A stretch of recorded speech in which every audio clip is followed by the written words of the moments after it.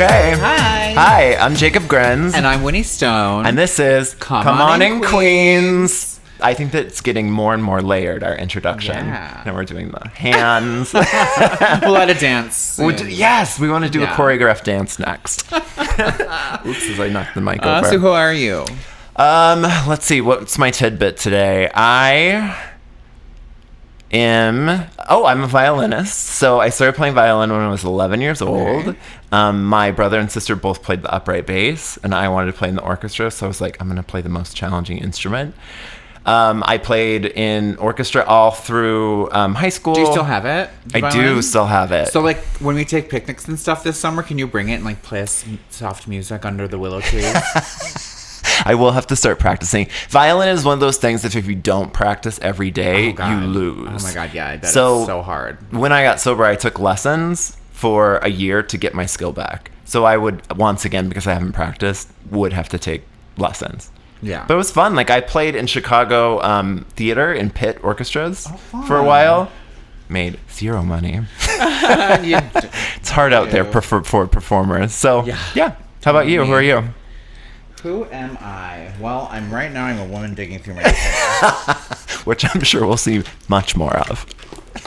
What you looking for, girl? She's a mess. She's a mess. She needs the Aquaphor on those DSLs. Honestly. Okay, let's talk about the face. We got you.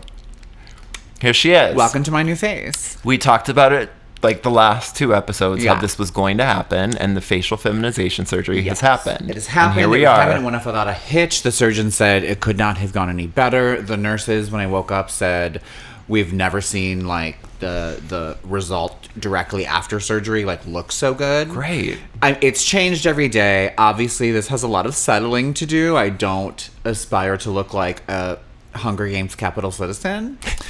For what it's worth, I don't think you look like that. But for the fact that I've had this surgery 1 week and a day ago, is insane that I look like this right now. It's like what you said last night is the closest to what I feel. It's like we see the Real Housewives go out for a bit and we see them come back from surgery. That's what it looks like. Yeah, that's all. Exactly, and it has to. You're a rich housewife. Yeah, and I got fat transfers in my lips and my cheeks. Say it again. I got fat transfers in my lips and cheeks. Thank you. It was sort of like. I got fat transfers in my lips and cheeks. We've got it. Mm-hmm. No, I wasn't being a dick. And only usually generally like 30% will stay. Like it'll kind of be absorbed back into your body. You were saying that last night. So this is all going to go down. And then when I have my second surgery, which involves the jaw, chin, Adam's apple. They're going to do another fat transfer probably. And so by the time that all gets absorbed, it'll be 60% of what was put in altogether. And I think that'll be just right. Right. Yeah, it was crazy. It was a rough few days. Yeah. It seemed like it was going to be like not so bad. And then like 3 days in, my throat started hurting so bad I thought it was strep. From the intubation. Turns out it was from the intubation. Okay. So for that second surgery, I'm going to be like, you need to put on like extra lube. Yeah, lube it up, girl. And then for the 2 days of that pain, I am honestly, throat goat. Was the worst of all of it. All of it, which is like, that sucks. So, but happy that I think this is the fact that they've. You want to see my staples? Yeah, show them. I think this is very important. Yes. Yeah. So show the staples, which was one of the most painful pieces, right? The incision. I can only imagine. Goes up here, and that's stapled down, and then it goes all across my hairline because they took a little chunk out and like pulled it together so I could lower my hairline a little bit, and they could like pull in the male pattern baldness I had going on, and then back to behind the hair. It's more staples, and what they not only for that little tiny hairline reduction, but also because they have to pull the entire top of the face down to shave off the forehead and the brow bone, and there's like a special metal plate that flattens it and put little tiny screws in it. Oh, I just hit myself. No, don't do that. She gives herself another black eye. Yeah, I'm not very badly, but I'm still like bruised and discolored under here. I know that I have a long way to go with my color matching to the rest of my body. As you look at the screen, we have now a monitor where we can see. But every other episode, I'm like, girl, you look a little orange, girl. But we're learning. But this is the first time I put like full makeup on this face, and it was a little crazy because there is bruising and stuff. But when I got to the lips, I was like, oh, this is fun. Like, this is How cool. are we going to handle this? We've got a lot of real estate here. But I think it's a really good base. And it's really, when it really settles, it's going to be... Already my eyes are more open than they've ever been in my life. Like, just from like pulling them up. And I think he sucked out a little fat from this one because this was a little more droopy. Side profile. Yes. Side profile. Look at this. Look at the cheekbone. I mean, and the nose. Well, and the nose. This is... My mama gave me this. But that's yours. The fat transfers here. Honestly, the nose doesn't feel like it looks that different to me right now, but it is very swollen, and sometimes it takes up to a year before you really see like the real results. But yeah, this is my journey. I cannot believe that I discovered that I was trans, had my whole awakening, my egg cracking, if you will, on like June 4th of last year, and I had the surgery on June 13th. So just a little over a year. Like a very tiny bit over 1 year, I got it done. Well, you know what I'm going to ask, because you just gave a very tactical list of all the things that they did. I want to know how you feel emotionally. Because this is, from my perspective, you were Winnie the second you told us you were Winnie. Yeah. Right? Yes, and you guys were really like amazing about that. And I think that this is part of you becoming Winnie to you, right? Yes. So because I'm very visual, I need to see it in the mirror. Yeah, you one of your what do you call it? Malapropism. No. Stop. One of your values is beauty. Well, so we've only brought that up several times now. Yeah, every single episode. I told the surgeon, I was like, I know a lot of girls say, just make me look more feminine. I want to look like who I am. I was like, I've had 40 years with this face. Err on the side of Barbie. We'll see what. Err on the side of Barbie. We'll see how it all settles. I don't know. But you ignored the question. Tell me how you feel emotionally. You and my therapist are really good at that. Right. She's like, so I noticed you avoided that question. Well, you know, I'm not good at small talk. I've told, and Zach and I share this, who just came in and gave you the keys. Zach and I share this. This was the first thing that we bonded over. I do not like small talk. Yeah. I want to know how you feel. I want to know where you're at emotionally. I mean, I feel like I'm becoming more whole. Becoming, I can't say whole. Right. You're becoming a whole. Any hole's a goal. Isn't that the goal? I'm just so happy that this has happened and it is available to me, and I just feel so blessed, and I have all these supportive friends. Everyone came through if I needed anything. My heart is full, and your lips are full too. My lips are fucking full of shit. And I just feel very accomplished, and I feel like brave, you know? I feel like this is the most resistance that I can possibly give of myself right now, to be me fully. Yes. Is to say fuck you to all the bootlickers that are, you know, turning tail to suck Trump's dick, and like amongst all of this, I'm still like, no, I'm going through with this, and I'm absolutely going to live my authentic self.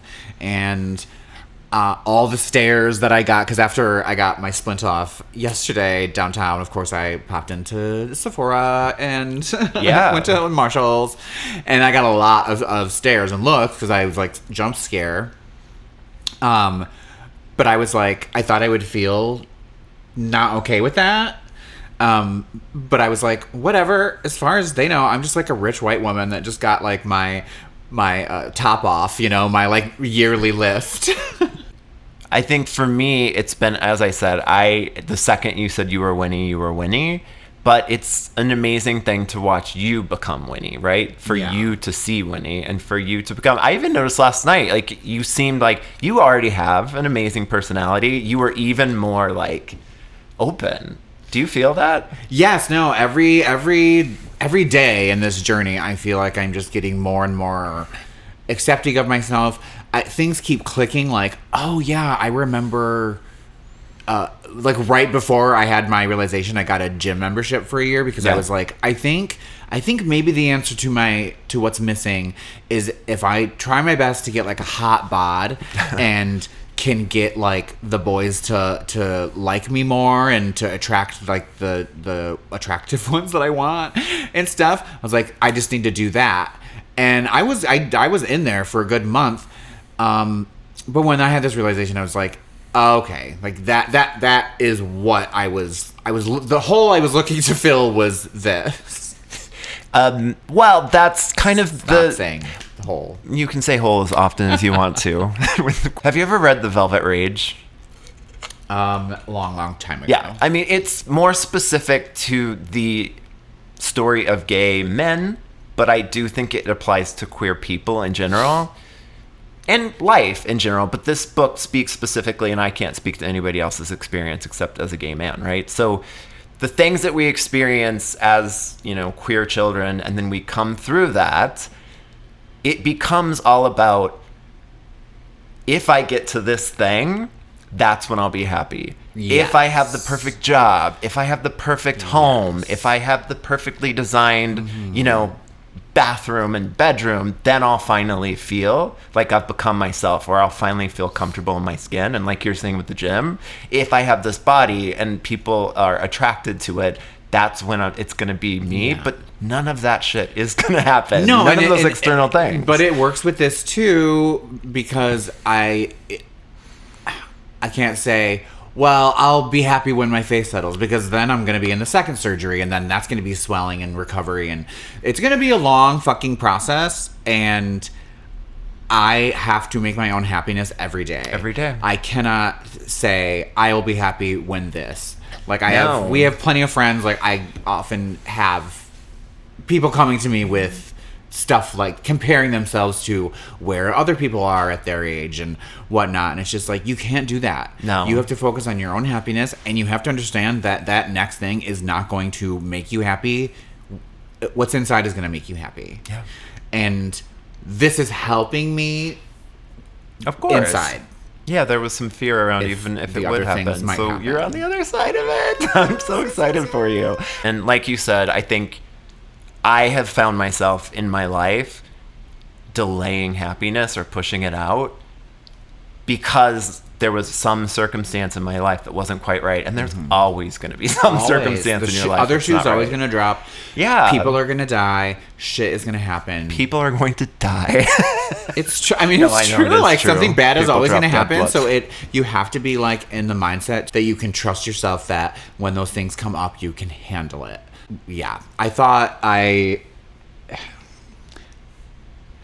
to know you're never going to have your face again, the face that you grew up with. I never had any intention of ever getting any work ever. I was like, whatever, I'm just going to age how I age and we'll deal with it, and that's cool.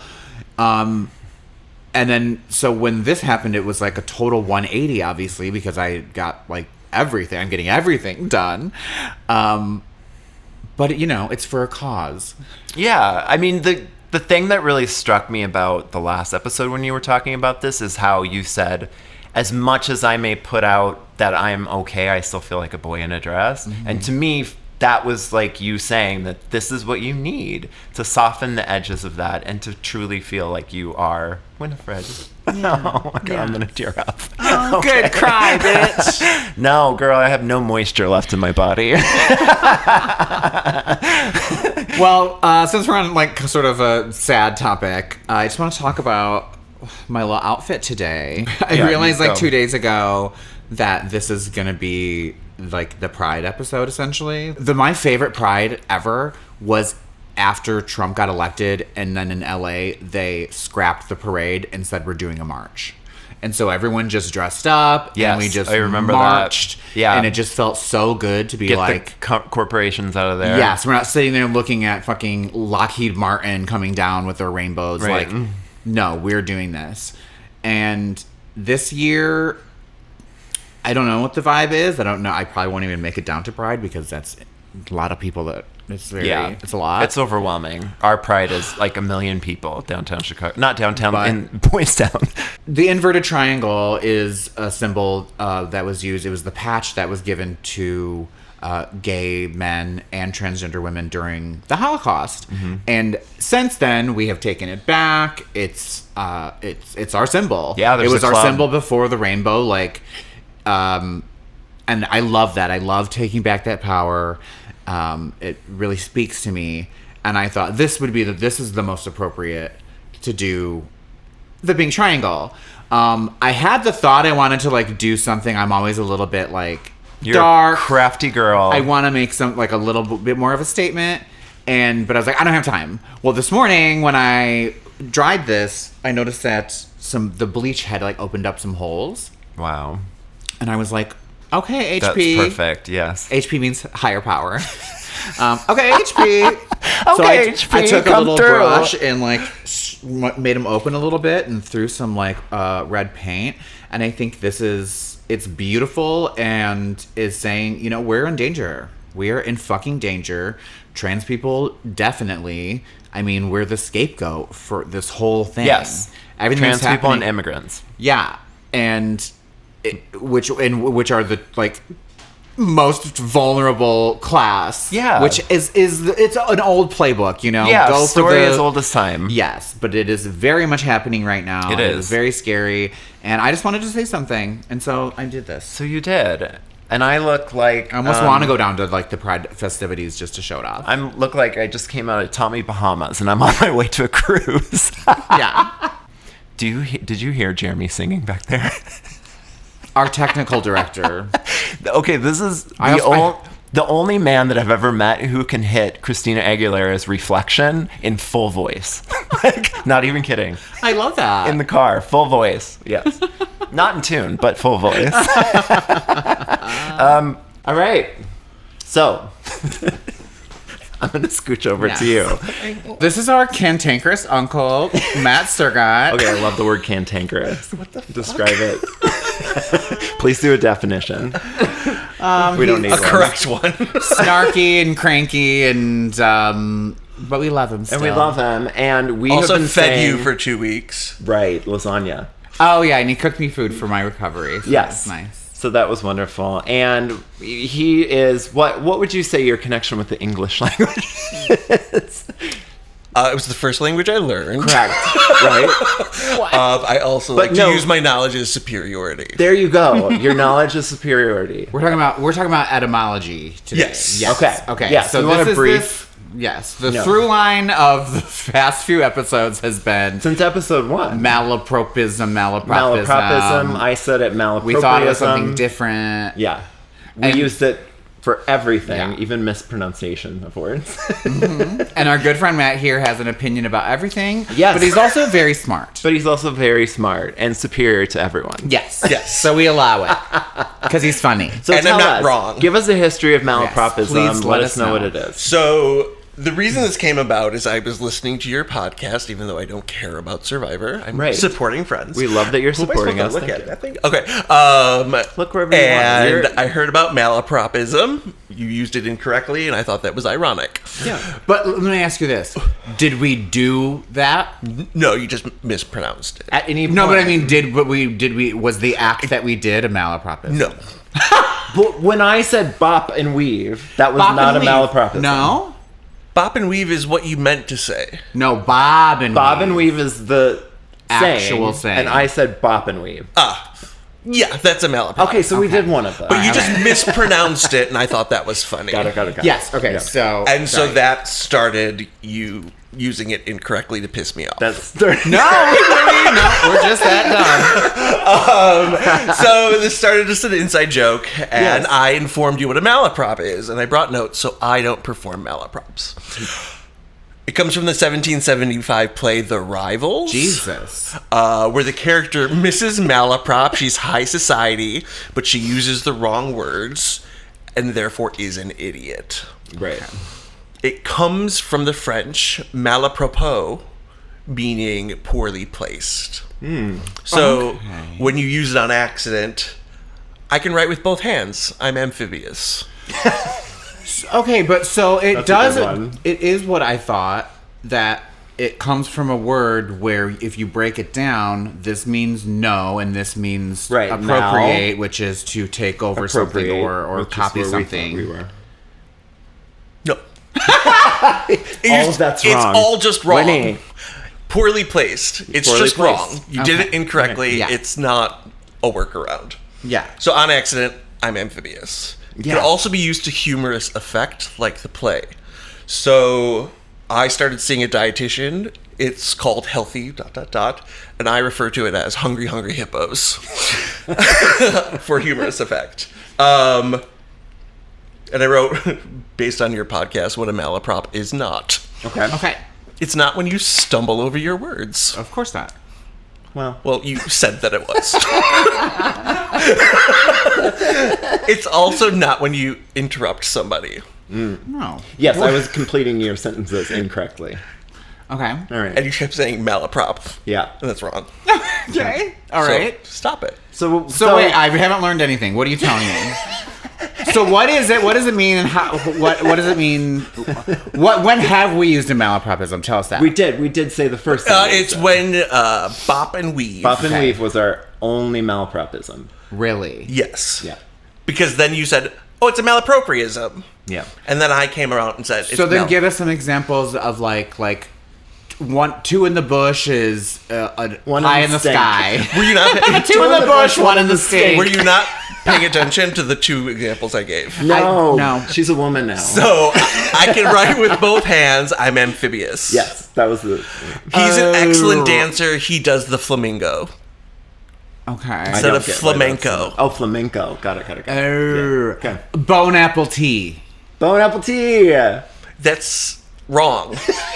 Because bone apple tea isn't a thing. Like, I'm going to go brew a pot of bone apple tea. Yeah, bone apple tea. It's just wrong. It's not a thing that exists in life. So you're not replacing a real word for a real word incorrectly. Yeah. You're just bad. Okay. And just to say, although we love this stirring explanation, we probably will still continue to do it. Oh, malaprop. And malaprop every time but I now we know how words. Now we know how to pronounce it. Now we know how. Malapropism. Malapropism. And we'll call it out even when it's completely wrong. And it's called willful harken ignorance. back to you. Listen, we tried. We tried to get educated. So hopefully this sinks in, Doctor. Great. And this is our first guest. How exciting. Yes! Oh my God, we want to have guests going forward. Yeah, absolutely. Preferably ones who care about Survivor. No, it doesn't need to be. No, because we're going to do a Final Girls episode about the connection between Survivor it's coming and horror in Queens. movies. Okay. And so everywhere. We think Johnny would be good for that. Mm-hmm. Yeah. I'm sure we have other friends. And when we end up having a podcast empire, and we're working, you'll already have an audience. People will be like, bring that cantankerous uncle back. Yeah, and you'll have your own... segment or your own episode, and we're just like the umbrella company. No, maybe if we can snag you, we'll have you come back as often as possible to tell us what we did wrong. Great. Yeah, great. Everybody loves a cisgender white man's opinion. That's what everybody wants. Yes. All right, get out of here. Okay, bye. I love you. All right, love you. Thank you for doing that. That's great. Well, on lighter note, do you want to talk about? Two things on a lighter note that I want to talk about. Okay. Well, first of all, I saw Shea Coulee again at the gym this morning. Uh-huh. I love her so much. I love her. And also, correction, on last episode, I said I know Shea and Denali. No.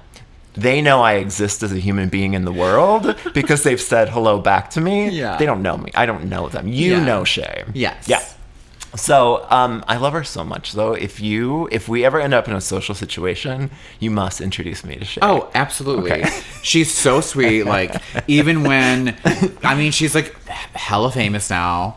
And even in those situations where people are like sort of hovering and trying to like be in her sphere and stuff, like it'll cut through and she'll be like, oh my God, how are you doing? Yeah. Like, she always like takes a second to acknowledge that we have a history, and she's so talented. She's goals. Oh my God, fashion goals in everything. I want to wear couture every day. Yeah. But I'm not the kind of person who would approach. First of all, the gym to me is a sacred space. Like, I don't want to talk to even my friends. I just want to like work out. And so I wouldn't approach her anyway. But one of these times. Yeah, it'll happen. I mean, it's a small gay world. It is. When I was in LA, everyone was like, "What famous people have you met?" And I'm like, "Well, pretty much every gay one." Because like they're at the gay events that you attend. Right, it's a small gay world. It is. And we end up finding each other. And then I wanted to get your thoughts on last night's episode. It's very contested. I was looking online about the Denali Ginger Minge lip sync. Yeah. I was all for Team Denali. I thought she slayed it. She did. Guess who was like, no, Ginger was better? Matt Surratt. What did you call him? A curmudgeon? That works too.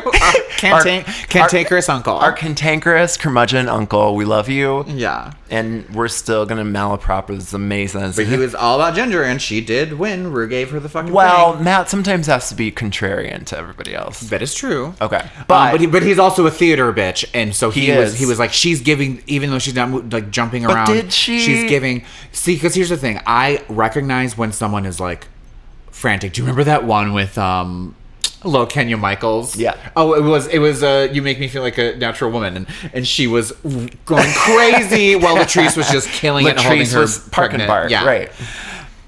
This was not that. Denali was, yes, moving from the beginning, but she was so intentional. And it's a frenetic song. Yes, she was so intentional about everything she was doing, and I found it very beautiful. Yeah, I did too, and that outfit. Yeah. So I think she should have won. Well, I'm in no place to judge drag performance because I'm a whatever. Yeah. But I know what I like and what I don't, and I could not take my eyes off Denali the whole time. Yeah. I was like, she's got to win. And our whole group watching it gasped when she didn't win. It was a collective gay gasp. Gay and trans. Can I still call you gay? Trans gasp. I can be trans and also do the gay gasp. You can be trans and do the gay gasp. There's going to be some carryover forever. There is. I'm always going to be a We're allowing you to be and call us as well. Because we took that word back. There's going to be beep, beep, beep. Do you want to talk Traitors? Yes. Oh my God, let's talk Traitors. Obviously, I've been had a crazy week of recovery, and I've just not been on top of anything. I did see briefly the list, so can you just send it to me or show it to me? Yeah, let's talk about Traitors in general. So kind of like blind reacting. So we've been big on Traitors. Like, you and I watched season 2 and season 3 together. I started watching it when I found out Suri was going to be on Traitors 1. You're using a metal straw now. I'm so proud of you. I just forgot my plastic straw. You're supposed to say you're changing. I'm changing. I'm becoming so much better person. Yes, Winnie is not a litter bug. Sorry. Anyway. So, Traitors. I love it. We watched it. I've watched UK season 1, which is like, I called it British people crying because... Yeah, you had said they all cry at the round table. Well, they just take it so much seriously. I've never seen a group of people take a game of Clue more seriously than the British people. Like, they would get accused and they would just immediately start crying. And it was fun to watch. It was a great season. I actually do prefer the celebrity version, which season 2, favorite. I mean, obviously we had a little pull for that. But Phaedra, Parvati... Who else was on that season? Doesn't matter. It was a great season. It's Phaedra Parvati season. No, it was the Phaedra Parvati. I loved the pivot to being like, you know what? Actually, we're just going to do a whole cast of people that we already kind of understand maybe how they're going to like be on camera. For the first season, I watched it alone. I didn't talk to anybody about it. I didn't know anyone who watched it. I just was like so like happily watching Suri just fucking kill it every week. Do her thing. But I also thought the game was a little easy. The game was a little... what I thought I loved the most about Survivor, which is just like the talking and the strategy. But when it's just like literally popping from this room and poking into this room and doing this, and it is all strategy talk, it is a little boring. And I don't love it. Like, Traitors is not my favorite. But when Suri won, it was like, okay, like, I almost feel like NBC invented... I don't know why NBC would give a shit.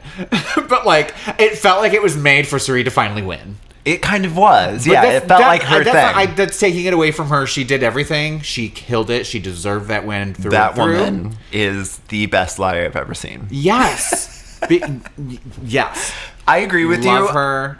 As far as, like, sorry, I cut you off. Well, I just was like, cool, that's great. I really didn't. I said, well, if another season comes on, I guess I'll watch it, but I just wasn't that into it. Are you now more into it? Well, watching it with friends makes a huge difference. Yes. Because we love just, like, talking shit. We were wearing the headbands. We were wearing the headbands, sending her pictures, squinting as much as we could. Yeah, and then season 2 it became much more dynamic with these people who have played games once, twice, 3 times already. I agree. And so, yeah, I do like it now, and I think they are finding more of their stride. And, yeah, to answer your question, that's how I feel. I feel the same way. I think that as somebody who, we've said that our value of Survivor is the strategy and gameplay the most, I had to sort of look at it as like, this is just entertainment, right? Because there are some problems with the game, specifically like you can't get, once suspicion's on you, there's no way to get it off of you. And then also now I think there's going to be this whole thing of when a traitor goes out, they name another traitor. And so the people are automatically going to go for the other traitor. I think they need to fix the game or introduce new things by the time they get to All-Stars, which we know is going to happen. They need to fix these things. However, all that said, it's still entertaining. I did read that this season they said, like, we've addressed a few things. We're going to switch it up. We got to keep the players on their toes. So hopefully it is evolving to a better place. On another note that just came to my mind, Alan Cumming is a fantastic host. He is so on point. So funny, quippy. I love. It's so kind of like lazy and quaint, like I feel like a lot of the show is, because they're just like in this castle on the castle grounds. But when he just takes the portrait and throws it on the ground, like that's so like unceremonious and silly, but it is fantastic.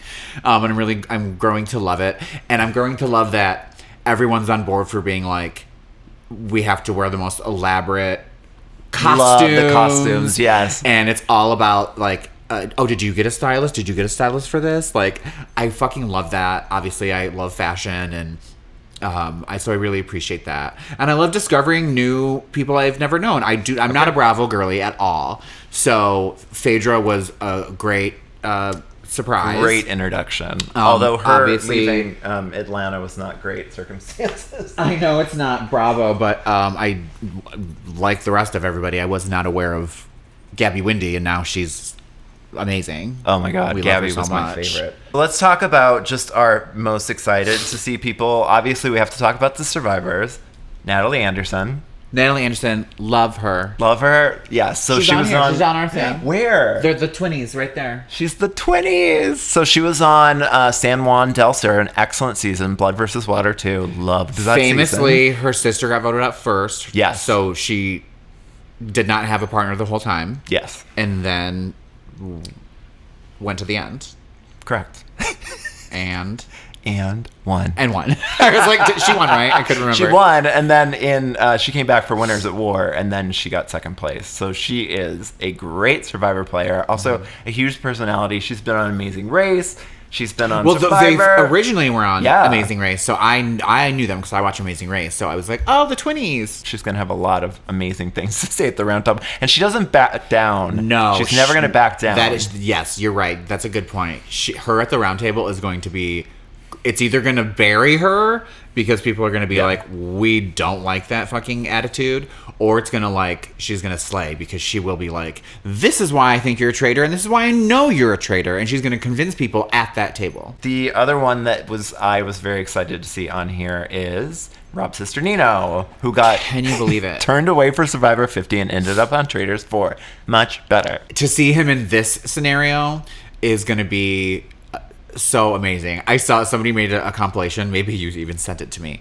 Probably. I share a lot of media with you. Of all the times that he was just like dead serious, snarky, like all business, like where he would like basically like get pissed off about something, and you would see, because normally he is like dad vibes, so nice. Like, he could be my father figure. Love him. I think we're going to see sides to him that we have not seen, because all we've seen is his like podcast empire at this point, and his Survivor game, which was like many moons ago. And that podcast network gives a lot of people a platform. So I think that they may, the Bravo girlies are not going to know what the fuck our app is, but any of the gamers are definitely going to know him, have been interviewed by him. Because they're so broad now that they actually have Bravo shows actually now. Yeah, they do. They have coverage of the Traitors, but they have coverage of the Challenge, Big Brother, the Love Challenge, Island, everything. Yes. One of the girls does hot dummies on islands. Love that. Did you watch Love Island UK? Have you ever watched it? No. So I went down a rabbit hole watching it. I wanted to tell you about Maura, because Maura is going to be on there. She is a hot Irish lassie. Okay. She was on UK season 5, I think. Okay. We're going to love her. She's going to be the new Gabby. I remember watching it, and she... like on Love Island, there's this like opportunity to go into a suite to have like an intimate time together. Yeah. And it's kind of unspoken. They just have sex in there. Yeah. Are you going to do the fuck suite? Yeah. So she was paired up. And if you don't know the premise of Love Island, it's basically 5 hot guys and 5 hot girls that pair up. And then they bring in like new hot guys and girls, and you can kind of like switch it up. I'll watch like videos on YouTube of people like breaking it down and making fun of it and making little clips and inserting memes and stuff. So like I have an idea. Yeah. It's highly entertaining though. And if isn't it like 75 episodes though? Yeah. It's on like 5 days a week. 3 in the US. That'll be us eventually. Oh my god. The editing. Anyways, we'll hire someone. So Love Island UK. So I was watching it, and she was interested in this guy Tom.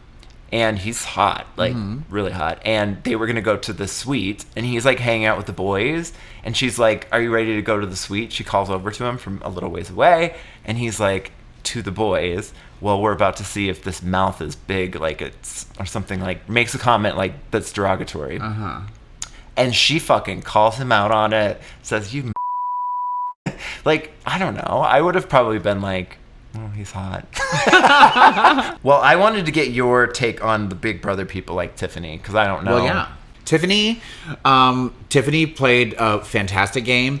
That was the season that the cookout took it to the end. I remember that. And the cookout was her idea, and what helped the cookout get to the end is that the strategy of, we are a tight 5, but everyone else has to have their +1. So that we get information from all sides, and then once it became, now we have to start picking off our +1s, and then it kind of became a tug of war of like, well, I want to keep my +1, and she had this really close relationship with this one girl, and she had to sit her down and be like, "Listen, I've had this alliance, and it's bigger than all of us." And I'm sorry, I can't remember her name right now. That's okay. We can't remember names. What are we supposed to do? But she was like, I mean, she was cried, but she was like, I respect it. Like, this is actually like, the fact that I'm going out because this historical thing is happening, like, I can't be mad. Right. You know, I played a good game. I did my best. If this wasn't a thing, I probably would have made it to the end, but it is a thing, and it is bigger. It's bigger than the game. The diversity initiative that they put in place was 50% people of color. Yes. So, and because of that, this was the first time that this sort of cookout alliance idea was even possible. It was even possible. And so it was a really great way to show CBS and America, like, look, this can work, and this is great, and we should do this because we fucking should. And she ran it, and she was great. She went on the challenge. I think she went out. She was on the Challenge USA, right? Yes. Yeah, I watched Challenge USA. Yeah. And I think she had a little better grip on Big Brother. I don't think that The challenge is just a different animal. It is. I like it. I have watched recently the most recent seasons recently, and I just don't like the people on the challenge. Like, I like the premise, but the people are very pompous, and they've been on like several times. And I'm like, I don't really need to see Wes and CT run this again and Johnny Bananas, but I do like Nani. We don't need to go through all of these because we don't know the Housewives, so we're gonna have to wait to see the Housewives. But Ian, Ian Terry, famously, was he on the challenge too? No, he was a Big Brother. Nerd. Flew under the radar. But was like, he's like super smart, like probably one of the smartest people to like play, like, you know, like book smart.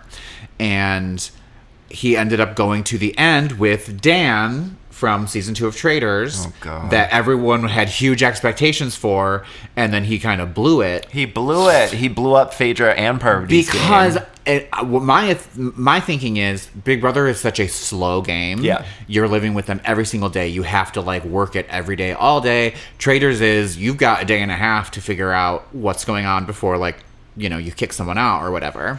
And so he was laying way too low, not giving any opinions, and the Traitors, and they figured him out.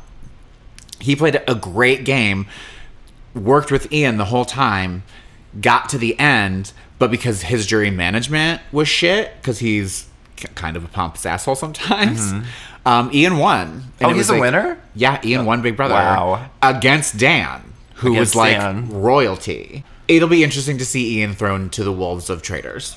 Okay. Yeah. Why are the dogs crying? They're always crying because they love us. They don't usually cry, but they're crying more than usual. Okay, so let's talk about the other Survivor players. The only other one is Jam Jam. Jam Jam. How do we feel? Love Jam Jam. I think he's going to be super charming. Oh, yeah. I mean, that's why he won. Yeah. He made it to the end. Our favorite three from like the jump was Jam Jam, Carson, and Carolyn. Yeah. And they stuck together and made it all the way to the end, not to the final end, but yeah, I think Jam Jam won because he was so charming and funny. He was charming. He knows how to talk. Kept it light. Yeah, and it one of the things I was going to say about the Big Brother players, I hope that they actually do well this time because we haven't had very good Big Brother representation. Who else do we want to talk about? I don't know anything about these housewives. Well, we know that Dorinda's coming back. Yeah, Dorinda. Wouldn't that be funny if she becomes the Francisca? I don't want her to, personally, just because when she did go out the first time, everyone who knew her was like, God damn it, that sucks. And so they're bringing her back because she's excellent TV. Yeah. And I'm kind of rocking like the Dorinda hair for like probably like several more months. So I hope that she stays on a long time, or they make her a traitor, because I want to see her longevity this time because she's so funny and everything she says is naturally funny, kind of like the Alyssa Edwards. Give me a couple Dorinda lines. No, I can't. Okay, cut that out. We have to talk about Monet. Why? First of all, why don't we get more than one drag queen on every season? I love Monet. I think we should have like 2 or 3 though. That is a good question because they're pulling from pools of casts that have been vetted and been proven to be entertaining and cool on TV, and Drag Race has some of the best of them. If you want drama, if you want in your face, if you want, you know. But Monet, we already talked about her in the Dream cast. Yes, Queens versus Favorites. Go listen to it now. Yes. Don't stop this. Because she is famously like the drag queen that is like, oh my God, I love Survivor. Like, I love those she's types a gamer, of games. and that's going to be important. And so I hope that she doesn't come on and, you know, it just like can't. No, she knows what she's doing. I think she's going to do great. I do too. I think she's going to learn from the lessons of Bob. We have a potential winner. Because Bob is her best friend. They have a podcast together. Yes. Sibling rivalry. Go and check they play Dungeons and Dragons together. Yeah, which is fun. Yeah. Because we do. So cute. Yes, I don't anymore, but you do. But she's going to bring it. She can bring great talking heads, great outfits, and she's not going to do what Bob did, which is try to be the boss. She's smarter than that. I think so too. So Monet, she's definitely my like top 3. Yeah, definitely. She's going to fly under the radar, and then she's going to come out and just I want her to be a traitor, but I feel like that it might be not good to make her a traitor because they made Bob a traitor. That's the other thing with when they do an All-Stars, I'm thinking way ahead. I'm like, you either have to not make people that were traitors before traitors, or you have to bring back all traitors. Right? But they're going to have traitors, too many scenes traitors. All traitors. I think that's really it. I mean, Donna Kelsey will be interesting. We don't know anybody. Can you show me like No, composite? Because we only have like 5 minutes left. I just want to see a fucking picture. Yeah, I don't know any of these people. I don't know any of them that I can speak to. Johnny Weir. Oh, Johnny Weir and Tara Lipinski. He's going to be a hoot. He'll be a hoot. Tara Lipinski's on too? Yeah. Oh, they're going to be fantastic. She's on? She's not on? Well, that might be one of the rumored casts and not the final, because they did the same thing as Survivor did, and like the rumored cast was like leaking every day until it was the actual cast. Well, if that but she is on there, yeah. True, they're going to be amazing together. I mean, they've been working together for years now. They have? Like hosting the like all the Olympics events? Yeah, the figure skating shit. Okay. But he's really funny and out there. He's great. Super gay. And super gay. It'll be nice to have, you don't want just like the one like token of Monet, you know, so more gays. We love more gays. Yeah, we need that queer representation. And I know that one of the, I'm not going to even guess. I think it's the Top Chef who's also gay. There's somebody on there from Top Chef, which we haven't had before. Yeah. I used to watch Top Chef Traitors, all the time. all gays. Traitors, all gays. Oh my God, let's do a Dreamcast. We love our Dreamcast. Let's do all gay. What else do you have to say? Anything else? I do. Do you have any something like personal to share? Because I have an update about my dad's situation. Yeah, let's do it. I had a few like hometown friends reach out after listening to that episode where I talked about what happened with him, that he had done some shitty shit, and then I ended up pulling out. Go listen to episode 1, 2, 3, 4. Listen to them all. Get caught up. Yeah. But I had that phone call where I called him out. He actually said, "I'm sorry for hurting your feelings," but she's like never apologized for anything ever in his life. So I left kind of hopeful, being like, all right, I said what I said, and hopefully he marinates and it's good. Well, he cornered my girlfriend Katie in my hometown. The one that told you. The one that told me this. Yes. Because she was out with her daughter. And he like pulled over and like entrapped her, talking to her. It was like, yeah, I heard that you told Nate that I said he was disgusting and I was never going to call him Winnie. And she was like, yeah, she's my best friend. I'm going to tell her. And so he not only doubled down on those things, he then also said, I'm leaving him nothing. Everything's going to my brother. And he said, I don't care if I ever see him like at the farm again. Like I don't care if he ever visits again. Katie was like, I wish I would have like defended you more or whatever. I was like, I don't need you to fight my battles. You know, I can fight my own battles. And for this, I just feel like this is the last straw.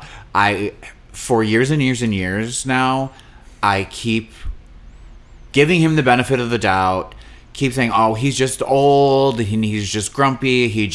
I look too much like my mom, and he, that was the love of his life, and she's gone now, and I was always kind of like the little brat of the family to him. So like, I've just always been an easy punching bag for him.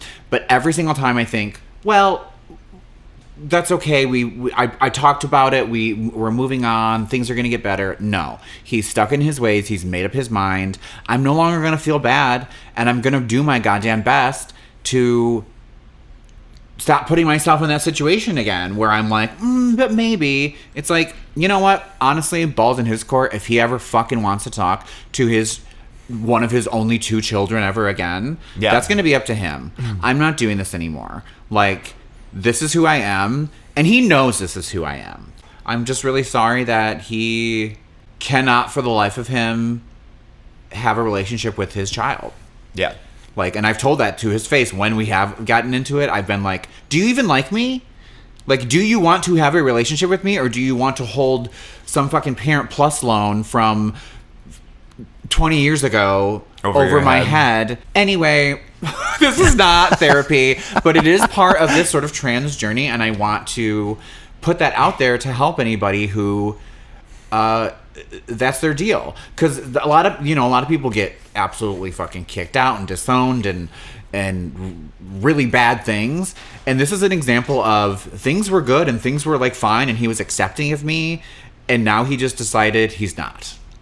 And how do you navigate that? What do you do? And for me to protect myself is I'm going to live my life. That's right. And I'm going to not worry about having to visit him if I make it up to Michigan ever or any of that. Like, I'm just not going to put myself through it. Yes. So that's the update. The ball's in his court now. Yeah. Like, you have nothing else to do. I felt like people who have like been advisors of my situation, because they never came back around. Like, some parents do come back around, and some parents can be parents again. They just need to get over that initial, like, this is what I wanted for my child's life. And that's not happening for me. But then they're happy, right? And but my parents never got over it. So you have to go on with your life. You have to live your life. And doing that is exactly what you're supposed to do. And one of my friends said, because I kept on like trying to poke them a little bit and be like, look at me, like, look at, I would send them pictures of my boyfriend or something, or like send them, I just wanted still that validation. Yeah, you want acceptance from your parents. You want acceptance inherently from your parents. And one of my friends said, it's like you're going to a clothing store looking to purchase a hammer.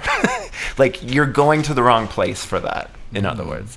And I've always taken that. It's just like, I'm going to the wrong place. Like, they are not capable of giving me that. Mm-hmm. And then we reparent ourselves and we live our lives.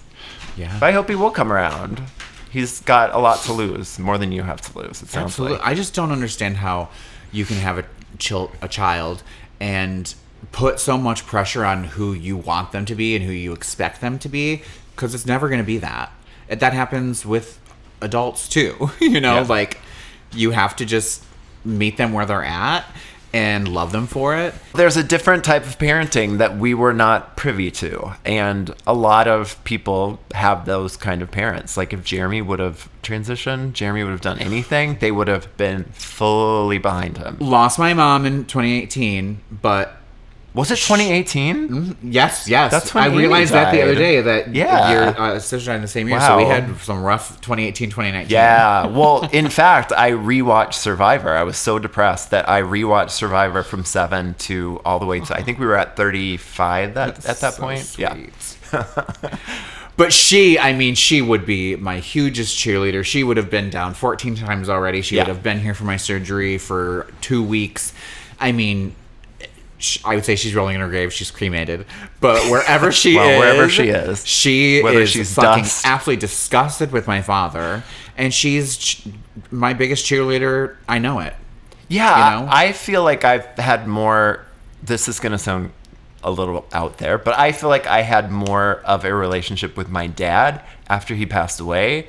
It's sort of like when somebody dies, like my dad died when I was 25, you have to sort of reconcile that relationship at that point, right? Mm-hmm. When somebody is still living, my mom, I really struggled with her because you're still alive and you're doing this. Right, you're still living and you're doing this. It sucks to feel like an orphan when you know that one of your parents are still alive. And it's just like, okay, well, maybe it's just time to actually be an orphan. I said it. Yeah, no, it is. It's time to reparent yourself. It's time to... Listen, like, some of my friends and some of my closest friends have become like mother, sister figures. I don't have any father figures. Maybe I should work on getting a father figure. Just kidding. I did not wink yet again. I went like that. Well, I noticed I do have a pattern of I just end up somehow getting close to couples. Example. Oh yes. You and Jeremy. I've always sort of felt comfortable with two people that love each other, that I feel like I can be a part of that, and then go home. I understand that. Feel that sort of. I don't even know what it is, but it's happened like most of my adult life is where I have like couple friends that mean a lot to me. Good. So I love you. Well, we'll reparent you. I'll be your daddy. Let me try Daddy. Again. I suck at winking. I hope audience members eventually. I'm your daddy now. I hope our listeners eventually, they ship us. Yeah. Like, don't know what that means. I'm an elder millennial. I don't understand what ship means. Shipping means like we want them to get together. Like got it. Relationshiping. Yeah. Got it. So like it's like usually for like TV shows. Like, I hear you on the couple thing. So I grew up with 2 siblings, older brother, older sister. Mm-hmm. I found that every time I would enter any kind of like a best friend group where I had like 2, it was always 2 very close friends. So it was always a threesome. Mm-hmm. Not a threesome sexually, but a threesome like... Same. My 2 best friends kind of mimicking my sibling relationship growing up. So I think there's a lot to that. There's so much to, and I mean, I know it's kind of cheesy, but Rue says it all the time. Our chosen family is sometimes more important than our biological family. We didn't get to choose them. Yeah. We had no choice in the matter, and we get to choose now who the people are going to be in our life. So choose the people who are not harming you, who love you unconditionally. Yes. And we can do that now because we're not just seeking people that can get wasted with us. Well, I still am. No, I'm kidding. All right. Well, where are you off to? I have a baby shower. So my friend Liz is pregnant with twins. And twins? Twins, yes. Aww. Oh, you didn't get to meet her. She was here for my party last week. She's a hoot and a half. I love her so much. But like, I'm at that age where all of my friends are getting married or have gotten married and are having children. So my life now consists of going to children's birthday parties and baby showers, which it's fine. All my girlfriends had though I'll never have children. All my girlfriends had their babies during the pandemic, so I didn't have to do all that. I'm like, I probably will only have to go to like 2 or 3, and then they want to just hang out with their friends usually, right? Not their parents' friends. Ooh, what are you Once the children reach a certain age, they're not going to want to have their children or their parents' friends at their birthday party. But what age is that? No. When they're like little kids, like the birthday parties are for the adults. The birthday party, I mean, I went to a birthday party for a 2-year-old recently, and it was like pizza and like just children running around everywhere. The last child's birthday party I went to, she loves Taylor Swift, partially thanks to Aunt Winnie, and the whole party was like Taylor Swift napkins, Taylor Swift banners. It was... I was in heaven. I love that. Yes. I came in all black and I was like, I'm Reputation. And I got her the cutest little suit that was the Reputation Eras Tour outfit. And I had to really look hard to find one that actually wasn't cut off and that were separate. So she could like wear the top sometimes, wear the bottom.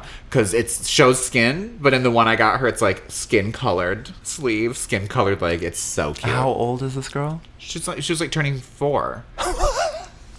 But that's what I'm saying is that it doesn't look skimpy because it's like, not cut. How much skin are we showing on a 4-year-old? Yeah, no. Okay, good. But she loved it. She wore it to her first dance class. Oh, that's so cute. Yeah, little Franny. Well, good thing about being like an uncle or an aunt to the kids is that we can just like ship them off when we're done with them. Yeah, no, I have maternal feelings, and I always have even before you start lactating, even before transition. But I've definitely, I get fulfilled by being the cool aunt, being able to hang out with these kids, maybe even like babysit and like, have some responsibilities sometimes. But then mostly I can go, okay. Yeah. Bye. I agree with you. And speaking of bye, I've got to go. I'm going to be late for this baby shower. Oh my goodness. Well, I mean, thank you for even like, I didn't even know if we would be able to do this today because it was literally a week and a few days.